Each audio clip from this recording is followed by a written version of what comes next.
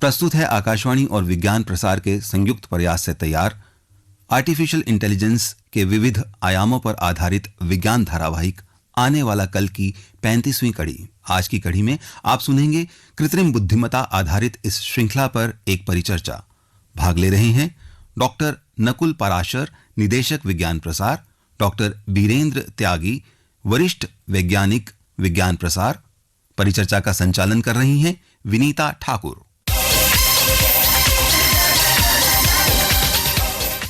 नमस्कार।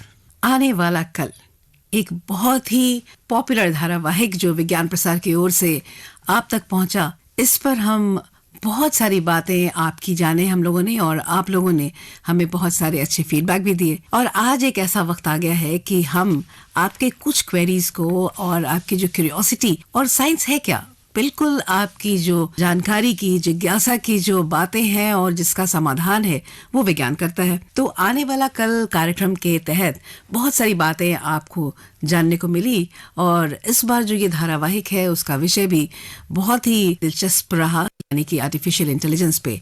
और आज इससे संबंधित बहुत सारी और बातें हम करेंगे, क्योंकि हमारे स्टूडियो में हाजिर हैं विज्ञान प्रसार के निदेशक डॉक्टर नकुल पराशर, और साथ ही हाजिर हैं वीरेंद्र त्यागी जी, जो कि एक सीनियर साइंटिस्ट है विज्ञान प्रसार में। सबसे पहले आप दोनों का बहुत बहुत तहे दिल से स्वागत। धन्यवाद और नमस्कार सभी श्रोताओं को दोनों की तरफ से। जी, सबसे अच्छी बात तो ये है कि इस धारावाहिक को सुनने में बहुत मजा आता है, और हम सभी जानते हैं कि आने वाला कल एक ऐसा विज्ञान धारावाहिक है जिसमें ऐसी बातें हैं जो कि आज के लोगों के लिए तर्कसंगत है, क्योंकि हम सभी बहुत क्यूरियस रहते हैं, बहुत सारी बातें जानना चाहते हैं ना। और जब एक नाटकीय अंदाज में किसी भी चीज की प्रस्तुति होती है तो वो हमारे जहन में, हमारे मनस्पटल पर बहुत दिनों तक रहता है। क्योंकि आप देखिए, क्लासेस में भी, स्कूल में पढ़ाई हम करते हैं, अगर साइंस के जो हमारे टीचर हैं वो अगर बहुत ही इंटरेस्टिंग और नाटकीय अंदाज में कुछ बताते थे तो हम बहुत ध्यान से सुनते थे और उस साइंस टीचर को भी याद रखते थे। चूंकि ये एक ऐसा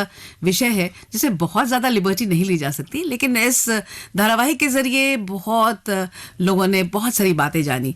तो इस विषय पर आपको तो खुद, क्योंकि उनके फीडबैक्स आए हैं, तो इससे संबंधित बातें हम आपसे ही जानना चाहेंगे। त्यागी जी, आप बताइए हमारे श्रोताओं को, क्योंकि हम आज बिल्कुल उन्हीं से मुखातिब हैं। आपने तर्क की बात की, और एक बात आपने कही कि जो आज के समय की जो हमारी युवा पीढ़ी है इस बात को अच्छे से समझ सकती है जी। लेकिन हमने जो हमारी श्रृंखला थी पिछले कुछ एपिसोड में, हमने हमारे पुराने जो स्क्रिप्चर्स हैं उसमें आर्टिफिशियल इंटेलिजेंस का जो रेफरेंस है वो आर्टिफिशियल रेफरेंस के नाम से नहीं था, बट एक अलग तरीके से उस कॉन्टेक्स्ट को उसको विजुअलाइज किया गया था, उसकी कल्पना की गई थी। तो उसको आधार मान के कुछ कहानियां जो हमारे एपिसोड थे वो थे, जिसमें एक जो पत्र है ये गणेश गोपाल जी का है कानपुर से। वो कहते हैं कि हमें आने वाला कल जो है उनका सबसे लोकप्रिय धारावाहिक है, और अभी जो आपने पौराणिक कहानियों से एआई को जोड़ने की जो कोशिश करी है वो बहुत ही सराहनीय है उसमें। क्योंकि एक कड़ी में जिक्र था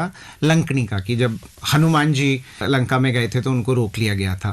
तो क्या एक कोई मानव शरीर इतना बड़ा हो सकता है कि 24 घंटे वो जागता रहे? वो मशीन ही हो सकती है।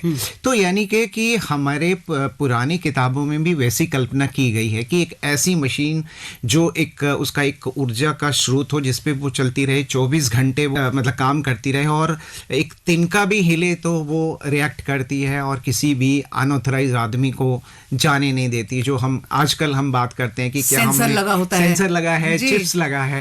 तो वो उस कहानी को आज के एआई से जोड़ने की कोशिश हमने करी थी। ऐसे बहुत सारे हमारे पात्र हैं हमारी पौराणिक कथाओं में जिनका कि हम आज के आधुनिक संदर्भ में अपनी कल्पना शक्ति को इस्तेमाल करके एक बहुत ही इंटरेस्टिंग स्टोरी बना सकते हैं, और जिससे कि जो एआई का कॉन्सेप्ट है जो लगता है कि ये पता नहीं क्या है, कृत्रिम बुद्धिमत्ता वो क्या है, उसको समझाने की कोशिश की गई थी। तो उसके संदर्भ में मैं देख रहा हूँ बहुत सारे पत्र आए हैं हमारे श्रोताओं के, और उन्हें एक और मजेदार बात ये है कि इन्होंने एक हमारी गलती भी पकड़ ली है। गणेश गोपाल जी, आपकी मैं बहुत आभारी हूं कि आपने ये जो एक कहें कि एक टाइपोग्राफिकल एरर गलती जो हमारे एंड पे थी उसने अपने दिलाया। इसमें एक जिक्र आया था एक संदर्भ का कि जिसमें अधोक्षणी सेना में, जी बिल्कुल सही कहा आपने, अक्षौहिणी सेना के बारे में, कितने रथ, कितने हाथी और कितने पैदल सवार होते हैं। तो उसका जो टोटल था वो था 21,870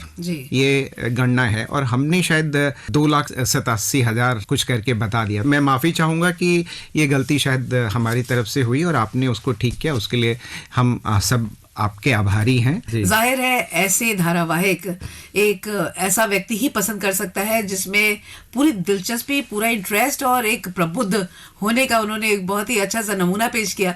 गलतियां तो हम सभी से होती हैं, और ये जो छोटा सा एरर था जिसकी ओर उन्होंने हमारा ध्यान आकर्षित कराया, तो इससे बहुत ही अच्छा लगा। और हमें ऐसा लगता है ये it's a strong welcome to all the listeners also, कि जब आप इस कार्यक्रम को सुनते हैं और कहीं पर भी ऐसा आपको लगता है कि आप इससे इत्तेफाक नहीं रख रहे हैं, तो भी आप हमें लिखें, क्योंकि ऐसा हम लोगों ने कार्यक्रम के अंत में बार बार कहा है कि अगर आपको कुछ भी बात कहनी है तो आप प्लीज शेयर करें। जब आप शेयर करते हैं तो हमें ऐसा लगता है कि आप इस कार्यक्रम को ध्यान से सुन रहे हैं। इसमें ही एक ये शिवेंद्र पाल हैं, ये एक मिताली लिसनर क्लब है, ये एक ग्रुप में जी ऐसा बहुत होता है। तो उन्होंने एक कहानी की खासकर उन्होंने वैसे तो कहा है कि आपका कहेंगे कार्यक्रम में हमें बहुत ही अच्छा लगता है और आप सब लोग इसके बधाई के पात्र हैं, लेकिन उसमें जो रिएक्शन कोड कहानी का इन्होंने खासकर जिक्र किया है, जिसको हमारे मानस प्रीतम दास ने लिखा था। और एक और कहानी जो अभी पिछले हफ्ते धारावाहिक में सुनाई गई थी, जिसमें एक कल्पना की गई थी कि अगर एक रॉबर्ट को वो सारी मेमोरी उसमें चली जाए जो आदमी में होती है, तो क्या उसमें इमोशंस भी आ जाएंगे, जैसा कि आदमी किसी बात को सुन के रिएक्ट करता है। तो यही उस कहानी का कहें तथ्य था, जिसको कि इन लोगों ने मतलब काफ़ी पसंद किया है। और एक और श्रोता है हमारे जो ये दुर्गेश नागपुरे हैं, ये जसवंती विलेज है खांडवा एमपी में। तो उन्होंने भी कहा है कि सर जी, हमें आपका कार्यक्रम आने वाला कल बहुत अच्छा लगता है, हम रेगुलर इसको सुनते हैं और आपकी पूरी टीम को बहुत बहुत बधाई और हमारी तरफ से बेस्ट विशेस, ये इन्होंने बोला है। वैसे तो इनके पत्र हमें हमेशा आते रहते हैं और ये कुछ ना कुछ जो है हमारे कार्यक्रम में हमें सुझाव देते रहते हैं। तो मुझे लगता है कि आने वाले समय में दुर्गेश जी आप हमारा कार्यक्रम सुनते रहिए, और उसमें जैसा कि गणेश जी ने गलती पकड़ी, अगर उसमें कुछ ऐसा आपको लगता है तो हमें ज़रूर बताइए। जी, मैं चाहूंगी डॉक्टर पराशर भी यहाँ पर कुछ रोशनी डालें कि उन्हें इनके जो फीडबैक आए हैं इस पर डॉक्टर साहब आप क्या कहना चाहेंगे। ये तो बहुत अच्छी बात है, और देखिए फीडबैक तो एक ऐसी मैकेनिज्म है जो हमेशा किसी भी कार्यक्रम को बड़ा और उसको समृद्ध करने के लिए बहुत लाभदायक रहती है। इसके अंदर आपको फीडबैक मिलना ज़रूरी है, और लोगों का बढ़ता हुआ प्यार, उसके अंदर उनका विश्वास और उसके प्रति जो पैशन है वो बड़ा अच्छा लगता है, और इससे हमें भी कार्यक्रम को और अच्छा और बेहतर बनाने में मदद मिलती है। तो मेरी तो सभी श्रोताओं से यही गुजारिश रहेगी कि जब भी उन्हें वक्त मिले तो पत्र ज़रूर लिखें, और क्योंकि आपके पत्र का हमें बेसब्री से इंतज़ार रहता है, और इस बहाने आपसे एक मुलाकात होती है, एक रूबरू होने का एक मौका मिलता है, और हम अपनी बात आपको और अच्छी तरह से अगले एपिसोड में लेके आ सकते हैं। डॉक्टर साहब, ये सब बातें तो इसलिए हो रही है क्योंकि विज्ञान का प्रचार प्रसार बहुत से बहुत होना चाहिए, ज़्यादा से ज़्यादा, लेकिन हम ये भी जान रहे हैं कि बस एक महीने में ही एक बहुत ही खास दिन आने वाला है, वो है विज्ञान दिवस। तो उसमें कुछ खास योजनाएं या कुछ क्या बातें कुछ बताएं। विज्ञान दिवस वर्ष में 28 फरवरी को मनाया जाता है, जिस दिन सर सीवी रमन ने फोटो इलेक्ट्रिक इफेक्ट सन 1928 में उन्होंने उसको डिस्कवर किया था, इसलिए उस दिन को हम लोग सब मनाते हैं विज्ञान दिवस के तौर पे। और इस दिन सारे भारतवर्ष के अंदर जितने भी विज्ञान से जुड़े हुए संस्थान हैं, लोग हैं, सब आगे बढ़ के आते हैं और कुछ ना कुछ कार्यक्रम करते हैं। इस वर्ष हम सब जानते हैं कि भारत अपने आज़ादी के 75वें वर्ष में पदार्पण कर चुका है, और इस सिलसिले में वर्ष भर की और भारतवर्ष के अंदर सब बहुत सारी जगहों पे अलग अलग कार्यक्रम हो रहे हैं। आज़ादी का अमृत महोत्सव के नाम से ये कार्यक्रम हो रहा है। Ministry of culture principal scientific adviser to the government of India, इनके एक संयुक्त तत्वावधान में विज्ञान प्रसार की मदद से एक हफ्ते भर का कार्यक्रम हम कर रहे हैं। और चूंकि ये 75वां वर्ष है तो हमारी कोशिश है कि हम 75 अलग अलग जगहों पे ये कार्यक्रम करें और 75 अलग अलग इवेंट्स करें, 75 अलग अलग लेक्चर्स करें। कोशिश में है कि 75 रेडियो टॉक्स हो और 75 फिल्में तैयार हो, 75 किताबों का विमोचन हो, और इसी के साथ इन 5 दिनों के अंदर अलग अलग थीम्स पे अलग अलग कार्यक्रम हो। मिसाल के तौर पे पहला दिन हम विज्ञान की तारीख में, इसकी हिस्ट्री में जो मंजिलें पार की हैं, मील के पत्थर पार किए हैं, उनके बारे में बात करें, उनसे जुड़े लोगों की बात करें।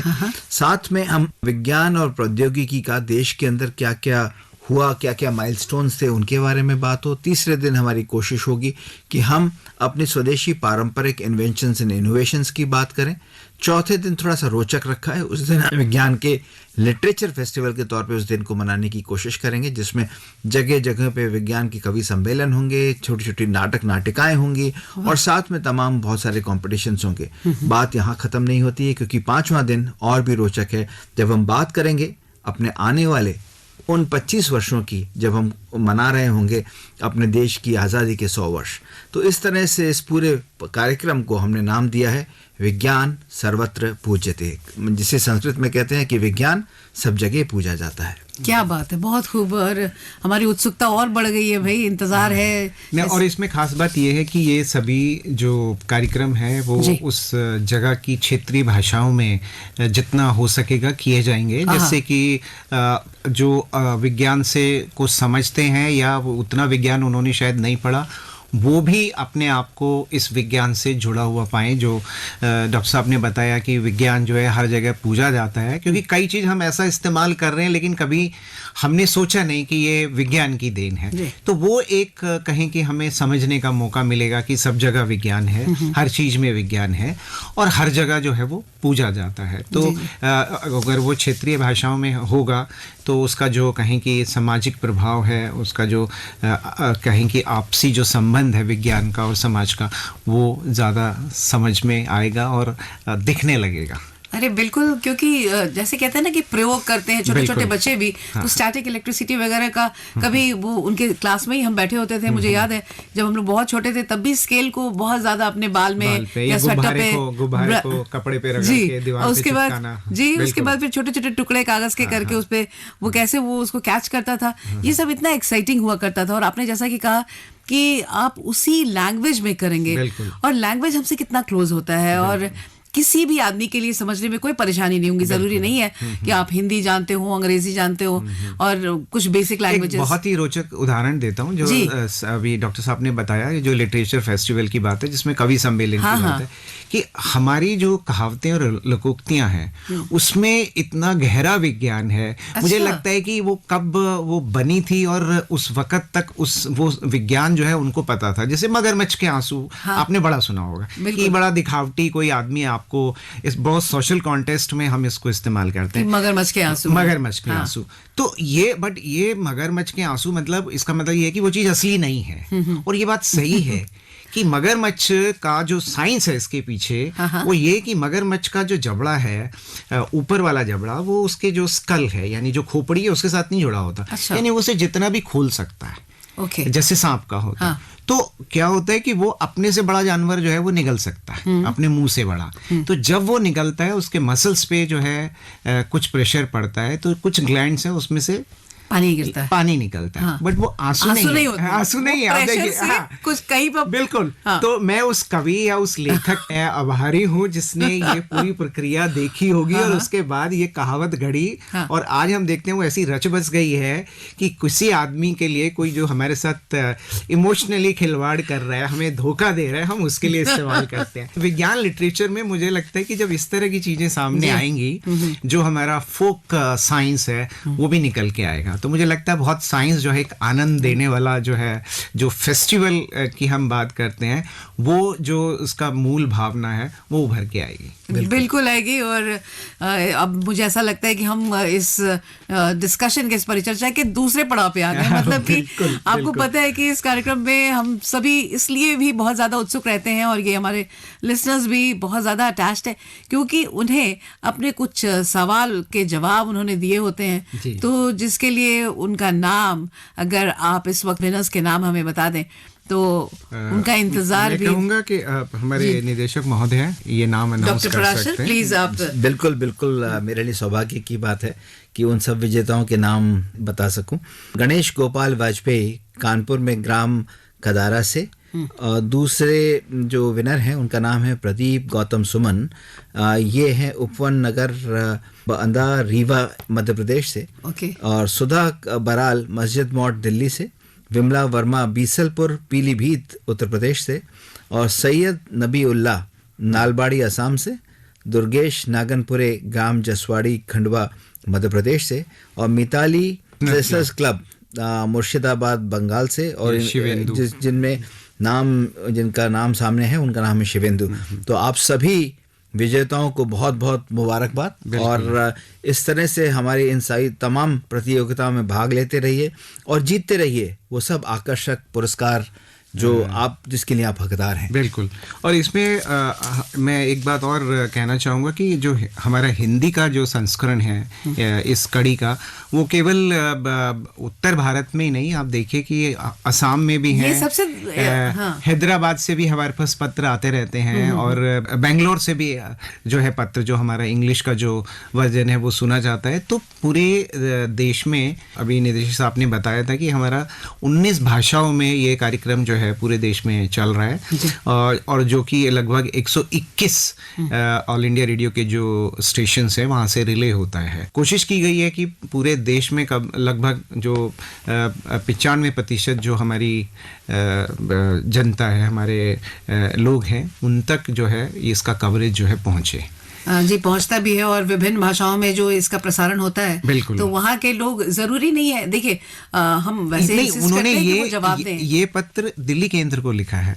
जो जैसे ये असम से है, तो असम में गुवाहाटी जो हमारा सेंटर है वहाँ से ये, हाँ, तो पत्र वहाँ भी आते हैं उनके, वहाँ के ये विनर। बिल्कुल, विनर दिल्ली के ही है, क्योंकि शायद इन्होंने हिंदी में कार्यक्रम सुना है। तो असमी भाषा में सुनने वाले या कहीं कन्नड़ भाषा में सुनने वाले जो हमारे श्रोता है, उनके पत्र बेंगलोर जाएंगे, या बेंगलोर के स्टेशन पे प्राप्त होते हैं, या गुवाहाटी स्टेशन पे प्राप्त होंगे अगर वो असमीज में सुनते हैं। जी, बेहतरीन, बहुत ही अच्छी जानकारी मुझे लगता है कि हमारे श्रोताओं को भी मिली, और खासकर उन लोगों को जो इस सीरियल से, इस धारावाहिक से जुड़े हुए हैं। और ये सिलसिला बहुत सालों से चल रहा है। विज्ञान प्रसार हमेशा ही बहुत ही अच्छी जानकारी भरी बातें हम श्रोताओं तक पहुंचाते हैं, और हर बार विषय इतना नायाब होता है, सुनने में बहुत मज़ा आता है। तो जैसे कि आपने कहा कि हम विनर्स के नाम तो हम लोगों ने बता दिए, लेकिन अब एक लेमैन का, एक कॉमन मैन का जो बहुत ही सहज सा सवाल होता है कि इस बार जो हमने विषय लिया है वो है आर्टिफिशियल इंटेलिजेंस, है ना, कृत्रिम बुद्धिमत्ता। हाँ, थोड़ा मुश्किल है, एआई ज्यादा कॉमन है। हाँ। तो एक कॉमन मैन, एक बहुत ही खासकर जो, जैसे कुछ लोग ऐसे भी होंगे जो आज इस कार्यक्रम को सुन रहे हैं और धारावाहिक इसके आगे सुनना शुरू कर दें, तो उन्हें आप थोड़ी सी इस पे एक रोशनी डाल दें तो अच्छा लगेगा। हमारे निर्देशक महोदय इस विषय के सब्जेक्ट एक्सपर्ट भी हैं, तो मुझे लगता है कि वो पहले अपनी बात कहें, तो उसके बाद मैं कुछ जोड़ना चाहूँगा। अगर कृत्रिम बुद्धिमत्ता जैसे ये नाम है, आर्टिफिशियल इंटेलिजेंस जैसे कहते हैं, इस सब के अंदर सबसे इम्पोर्टेंट चीज़ ये है कि इसकी ज़रूरत क्यों पड़ी। आप हम सब जानते हैं कि हमारी जो नॉर्मल इंटेलिजेंस है उसकी बदौलत हम बहुत सारे कामों को सहज रूप से और अच्छे तरीके से कर पाते हैं, और दिन पर दिन हम उसको और अच्छा करते जाते हैं। तो इसी तरह से अगर हमें मशीनों से कुछ काम कराना है, या हमको और किसी की मदद से कुछ काम करना है, तो हमें उस मशीन को ऐसे इंस्ट्रक्शंस देने पड़ते हैं जिससे कि वो काम और अच्छे तरीके से कर सके, और काम को आसानी से कर सके, ऑटोमेट कर सके, ताकि हमारी ज़िंदगी के अंदर वो तमाम सहूलियातें पैदा हो सके और हम सबको वो हासिल हो सके। तो मशीनों को और बेहतर बनाना, उनको ऑटोमेशन की तरफ लेके जाना ताकि वो हमारा काम जल्दी कर सके, सुगमता से कर सकें और एक ऐसे तरीके से कर सकें जिसके अंदर से जो रिजल्ट निकले वो कंसिस्टेंट हो। क्योंकि अगर आप देखिए, अगर आप मैनुअल कुछ काम करते हैं, आपने कुछ भी लिखा तो आपकी हैंडराइटिंग एक जैसी बहुत देर तक नहीं रह सकती, आप चेंज होती है। तो उसके अंदर होता ये है कि आपने कितना भी अच्छा श्रुतिलेख लिखा हो, पर कहीं ना कहीं जब आप हाथ थकता है या कुछ होता है तो कंसंट्रेशन तो वो बिगड़ती है। पर अगर आप यही चीज़ मशीन से कराएं तो कंसिस्टेंट रिजल्ट्स देती है, एक जैसा आपको सब कुछ दिखाई देता है। पर एक जैसी चीज़ हम सबको पसंद है, सब चाहते हैं कि ये कंसिस्टेंसी हो और वो आबाद रूप से हो और वो अच्छी तरीके से हो। तो इसके लिए आपको मशीन को ट्रेन करना पड़ता है। जब ट्रेन करना पड़ता है तो आपको उसके लिए उस तरह के प्रोग्राम्स वगैरह लिखने पड़ते हैं। तो ये सब तमाम चीज़ें, जैसे रोबोटिक प्रोसेस ऑटोमेशन भी कहते हैं, आरपीए भी कहते हैं, ये आर्टिफिशियल इंटेलिजेंस का जिसकी बदौलत से हमारी ज़िंदगी और सुगम होती जा रही है, हमारा काम और आसान होता जा रहा है। मिसाल के तौर पे आप ये देखते हैं कि अब सिक्योरिटी जो है वो रोबोट्स के पास पहुंच जाएगी। अब आप ये देखेंगे कि आपको कहीं से कहीं पहुंचना है तो आपको ड्राइवरलेस कार्स होंगी आपके पास। तो ये सब तमाम चीज़ें जो आपकी ज़िंदगी में और सहूलियतें और ऑटोमेशन ला रही हैं कि और कुछ दिनों में तो ऐसा होगा कि आपने सोचा और वो काम हो गया। जैसे कई बार अक्सर होता है कि जब आप एक ऑटोमेटिक गाड़ी से मैनुअल गाड़ी चलाने की तरफ जाते हैं तो आपको बड़ा अजीब सा लगता है, यार गियर फिर बदलो, और आप भूल जाते हैं कि गियर नहीं बदलने, तो आप बस एक को लगा के आप उसको छोड़ देते हैं। तो ऐसा कुछ जो आप अपने मन से चाहें अपनी ज़िंदगी को और सुगम कर सकें, आर्टिफिशियल इंटेलिजेंस के तो तमाम नमूने हैं और तमाम क्षेत्रों में इसका दखल हो चुका है और ज़िंदगी हमारी और सुगम होती जा रही है। तो आने वाला कल कहाँ लेके जाता है ये तो आर्टिफिशियल इंटेलिजेंस ही बताएगा। इसमें हमने अभी पिछले कुछ कड़ियों में ऐसी कहानियाँ थी, जिसमें एक कहानी थी कि आर्टिफिशियल इंटेलिजेंस से जो हैंड राइटिंग रिकॉग्निशन, यानी कि जो हम लिखाई करते हैं उसको कैसे पहचाना जाए। तो अब एआई का उपयोग जो है, जो फ्रॉड जो होते हैं, मान लीजिए कहानी हमारी ये थी कि एक आदमी ने रजिस्ट्री पे झूठे साइन करके किसी की ज़मीन हथिया ली जी। तो अब सवाल उठा था कोर्ट के सामने, उसने बोला कि ये तो इनकी मर्जी से हुआ है, इन्होंने मुझे साइन करके दिए हैं, कागज़ दिखा दिए कोर्ट में। अब कोर्ट एविडेंस मांगता है तो उसने कहा एविडेंस है, लेकिन जो आदमी था वो कहता है ये मेरे सिग्नेचर है ही नहीं। तो अब इसका फैसला कैसे लिया जाए? तो वो फोरेंसिक एक्सपर्ट ने एआई की मदद से ये पहचाना कि ये सिग्नेचर जो है जाली सिग्नेचर है, जबकि देखने में बिल्कुल वैसे ही लग रहे थे, जो कि मानवीय हस्तक्षेप से संभव नहीं था, वो एआई से संभव हो पाया। तो ये एक मुझे लगता है उसकी उपयोगिता है एआई की हमारे आम जीवन में। इसी तरीके से हर जगह में वो अपनी पैंठ जो एआई है वो बना रहा है। हमारे एक श्रोता का सवाल था सर, बहुत इंटरेस्टिंग सवाल है। ये पूछना चाहते हैं क्या एआई को स्कूल पाठ्यक्रम में शामिल किया गया है?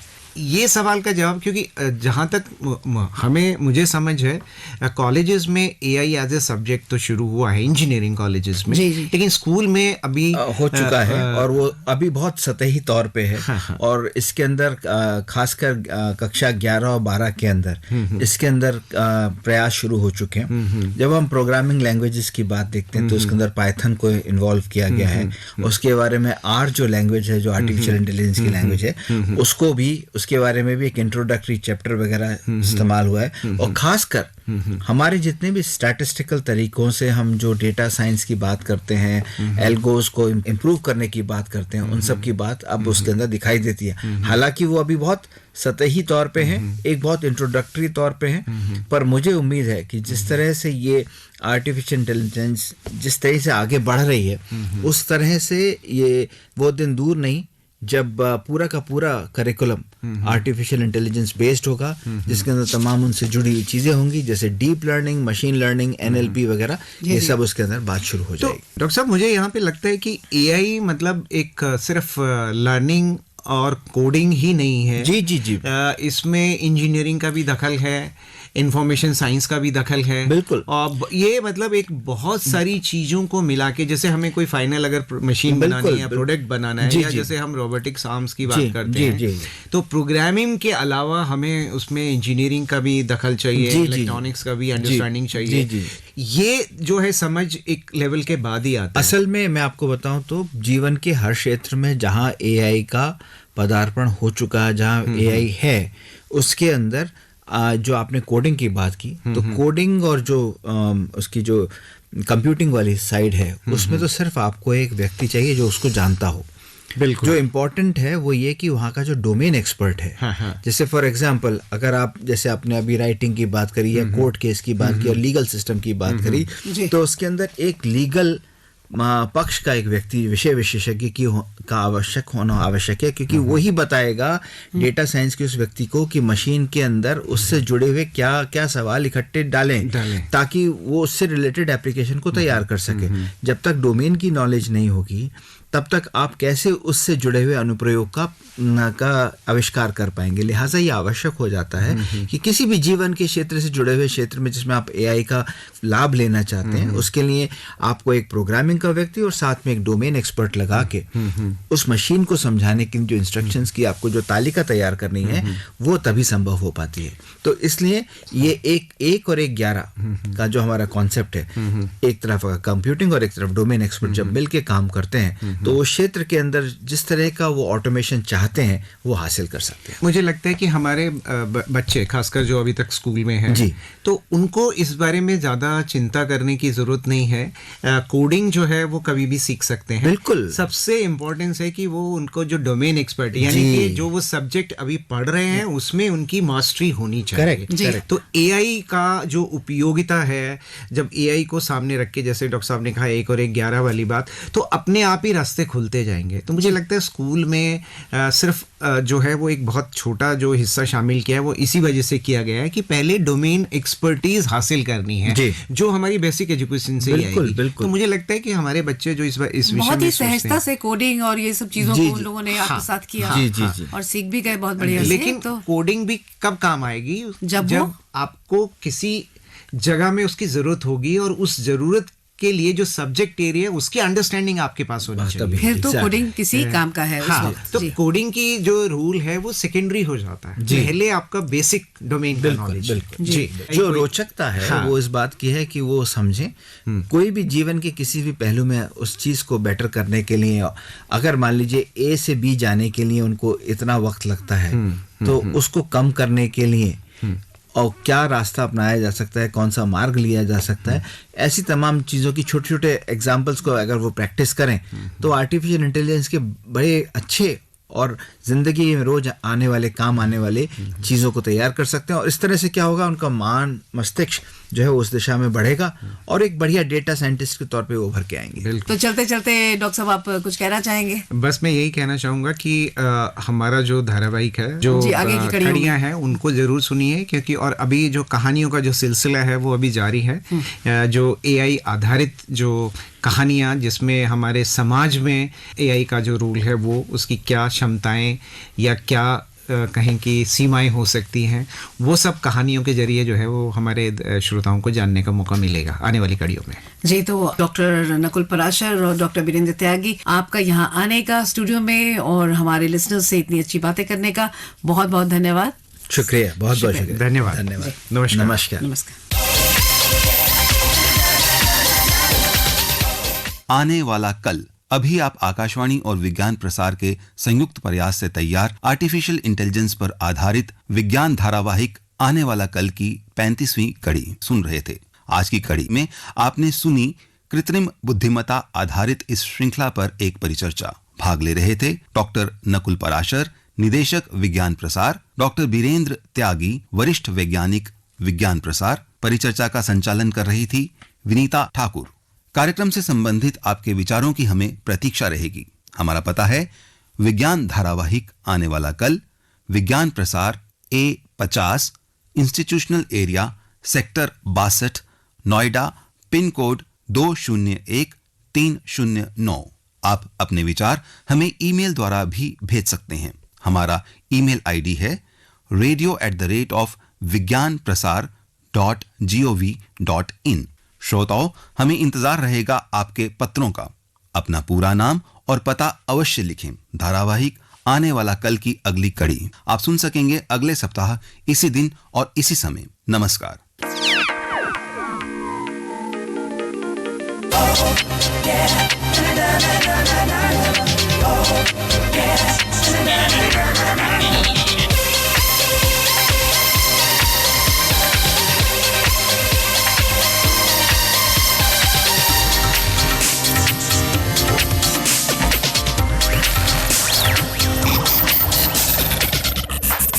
ये कार्यक्रम आकाशवाणी के दिल्ली केंद्र से प्रसारित किया गया।